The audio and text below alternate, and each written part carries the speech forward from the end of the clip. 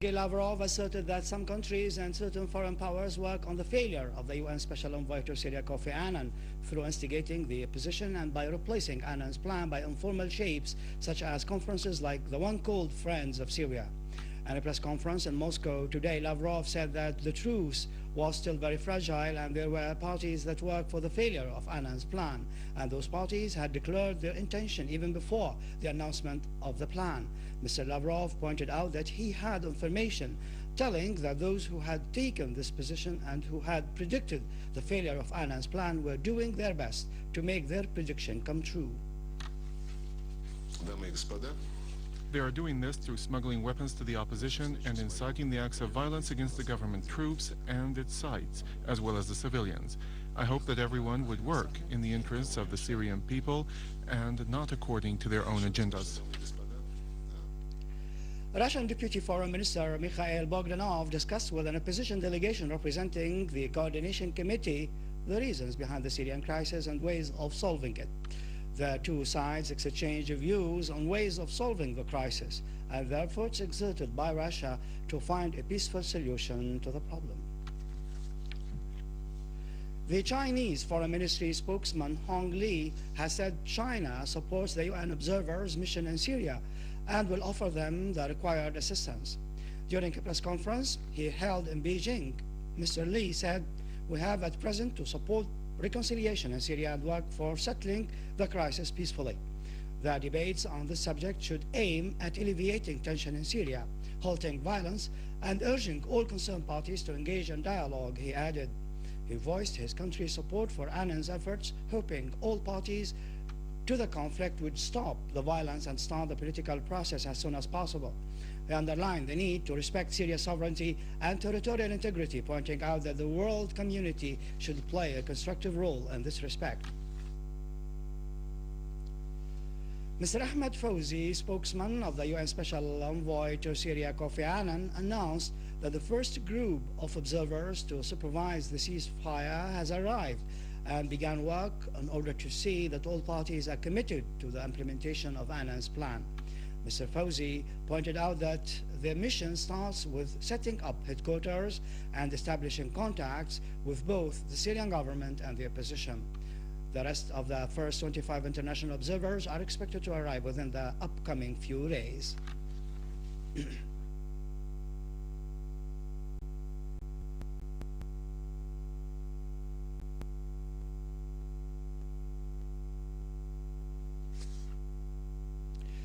Minister of Information Dr. Adnan Mahmoud stressed that Syrian expatriates are part of Syria's strength and steadfastness in facing the foreign plot aimed at undermining Syria's security and stability.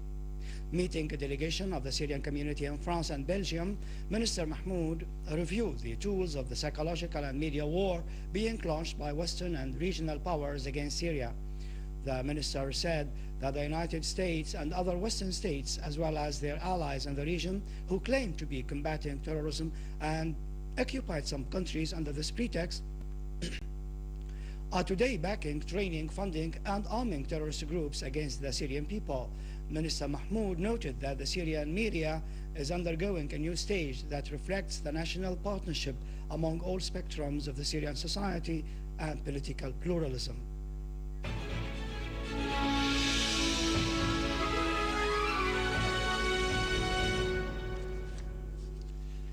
Security forces in Aleppo stormed the hiding place of some terrorist gangs in the quarter of Salah ad-Din, capturing a large number of terrorists with a large quantity of various weapons, including heavy machine guns, pistols, explosive devices, hand grenades, and explosive devices.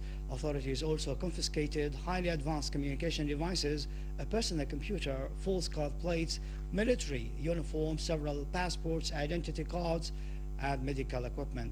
The operation resulted in the martyrdom of Major Walid Abeid Al-Isa of the security forces.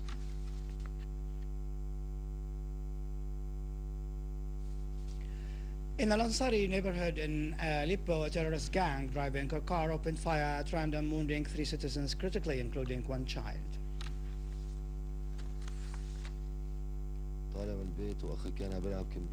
I was leaving my home.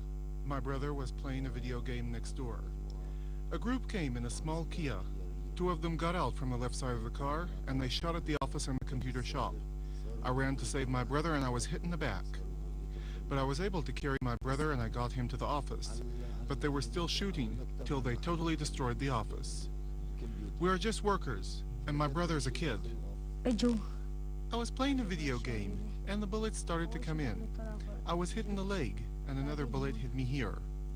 That's when my brother came to save me, and he was hit too. I was sitting outside the computer shop, and we were straddled by the gunfire coming from all sides at about 10:30 in the evening. We didn't know where the bullets were coming from. I was hit in the hand and in the leg. They shot at my shop and the other shops at random. They also shot at people. They had on masks. We didn't see their faces, and we didn't recognize any of them. In order to undermine the implementation of Kofi Annan's plan, a terrorist gang fired RPGs on a civil quarter in Homs last night, killing children Hassan Alayan and Noor Habib and wounding several other children. The two victims were on the rooftop of their house. The people of the quarter said a large number of missiles were fired at random on the houses.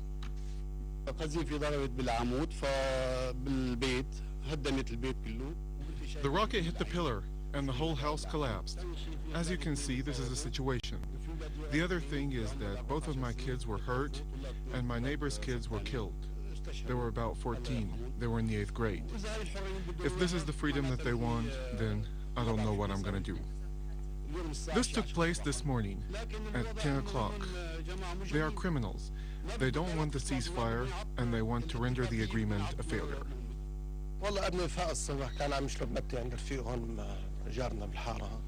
My son woke up this morning, and he was having a drink with his friend in the neighborhood.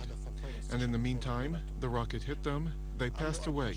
My son was 14 years old, in the 8th grade. The martyr Hassan was my nephew. He was having a drink with his friend on the roof when a rocket fell on the neighbor's house. Both of them were killed. The bombings have increased after the ceasefire. I don't live here. I live in Kermes Zaytoun. Also, my husband was killed there by a sharpshooter, and Kermes Zaytoun is also witnessing more shooting after the ceasefire. I'm Mahmoud Alayan, the brother of the martyr Hassan Alayan. He was sitting upstairs with his friend. The rocket came, and we couldn't see anything. We took them to the hospital, and they told us that they are dead. What did they do to deserve this? With this, we end our news for today. For more news about Syria and the region, you can visit our website in English, syrianonline.sy. Up next, the latest business and market news with Yerado Krekorian after the break.